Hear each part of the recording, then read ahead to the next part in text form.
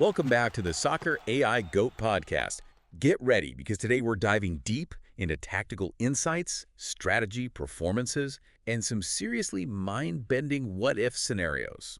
Let's kick off. Sounds intense. It is. And to help us navigate this epic deep dive, we have, as always, our expert analyst. Hello, everyone. So we got a ton of questions, a ton of requests from you guys out there. You've been doing your own deep dives, and one question just keeps popping up. Yeah, I saw that. It's the Messi versus Maradona debate. The ultimate what if. What if these legends had switched eras, right? Would they still be the GOATs?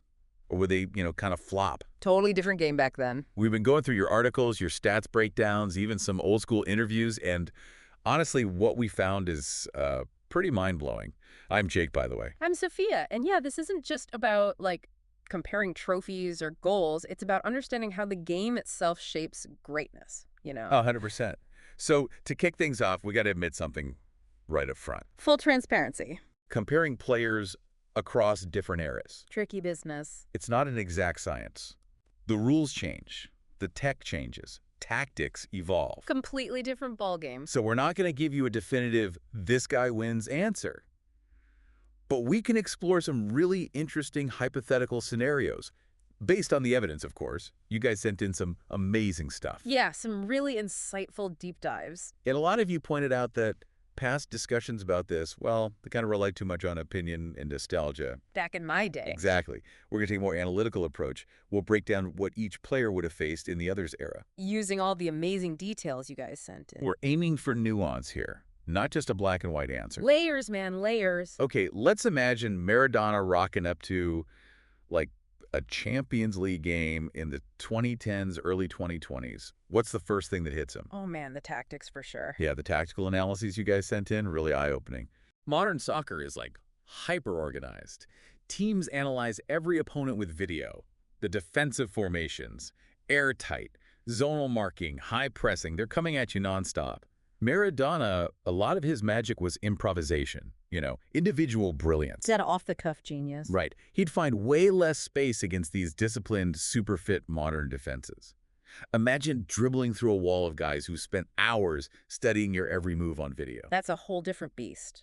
In Maradona's time, yeah, there were tough defenders, but the overall tactical approach, not even close to this level. Night and day. Several articles you guys mentioned that back then, individual brilliance could often unlock a whole defense. It was a different game.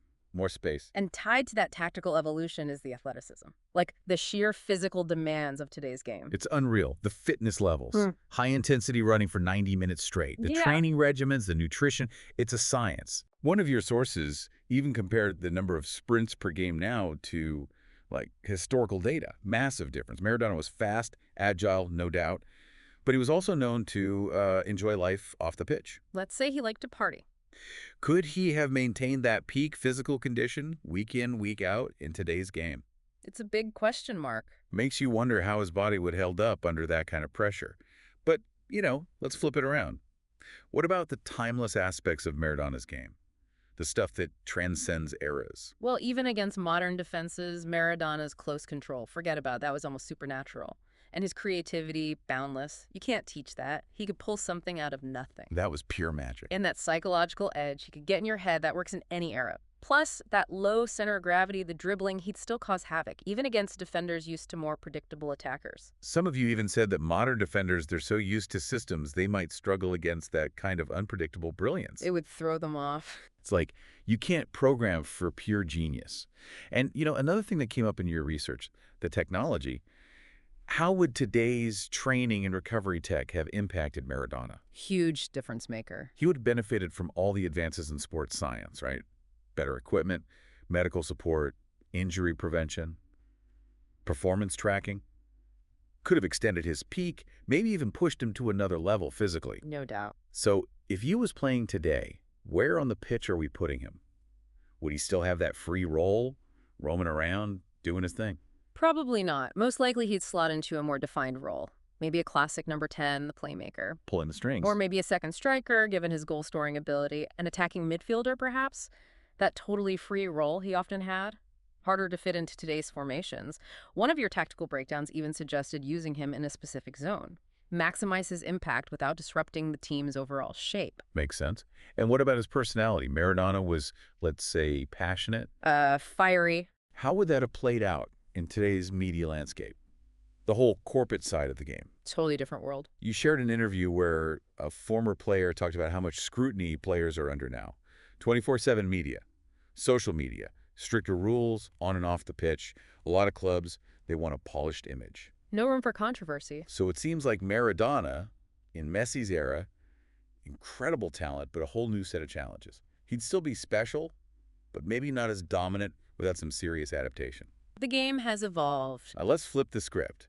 Messi, time traveling back to the 80s, a much more, shall we say, robust era of football. They didn't call it the beautiful game for nothing. Could he handle the tougher tackles? Less protection from the refs? It was a different world back then. Yeah, some of the historical accounts you guys dug up, pretty brutal. Could Messi survive that? Well, first thing, think about Messi's physique. Super low center of gravity, like Maradona, incredibly hard to knock off the ball. And his balance, his agility, unmatched.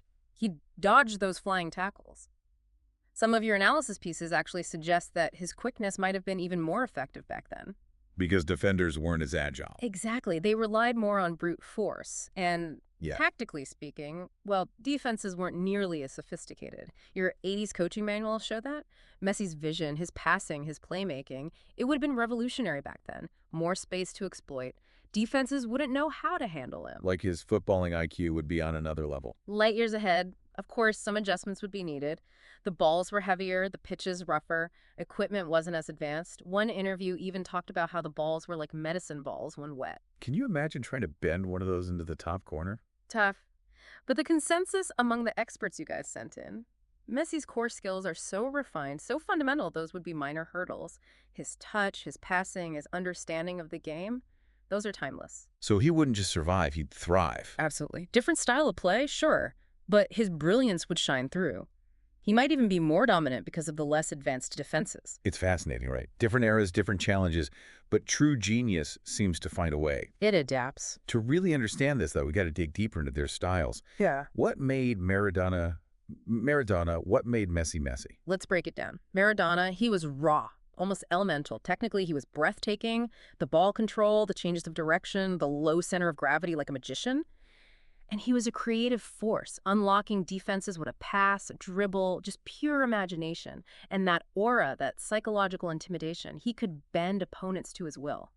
Think about the hand of God, pure audacity.